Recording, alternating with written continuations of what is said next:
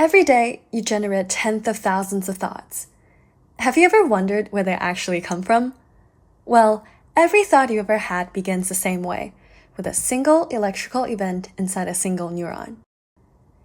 You have about 86 billion neurons in your brain, but they all follow the same basic blueprint. If you understand one neuron, you'll understand the foundation of the entire nervous system. A neuron has 5 essential parts: dendrites, a cell body, an axon helix, an axon, and axon terminals. Dendrites receive incoming signals, which are integrated in the cell body. At the axon helix, the neuron decides whether those signals are strong enough to fire. If they are, an electrical pulse travels down the axon, and the axon terminals pass the message onto the next cell. In a neuron, communication is electrical. The neuron uses changes in voltage across its membrane to decide whether to send a signal. At rest, the neuron sits around -70 millivolts. Small signals create tiny voltage changes, but only crossing the firing threshold around -55 millivolts triggers a response. When that happens, sodium rushing in drives depolarization, pushing the voltage up to about +40 millivolts.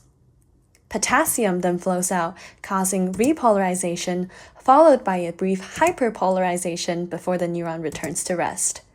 This full spike is an or-none action potential. Once the neuron fires, the signal races down the axon.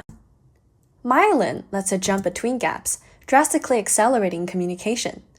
The speed is what allows the brain to think, move, and respond. When the electrical signal reaches the axon terminal, the message switches from electrical to chemical. The signal opens calcium channels, letting calcium rush into the terminal. This calcium acts like a trigger, causing neurotransmitters to be released. They cross a tiny gap called the synapse and deliver the message to the next neuron.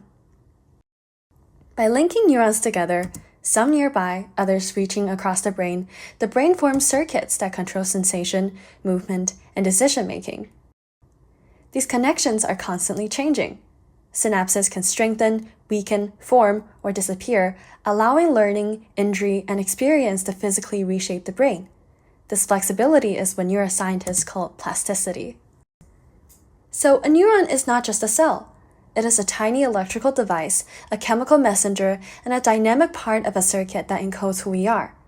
When these signals happen again and again across billions of neurons, those tiny sparks become the thoughts, memories, and behaviors you live with every day.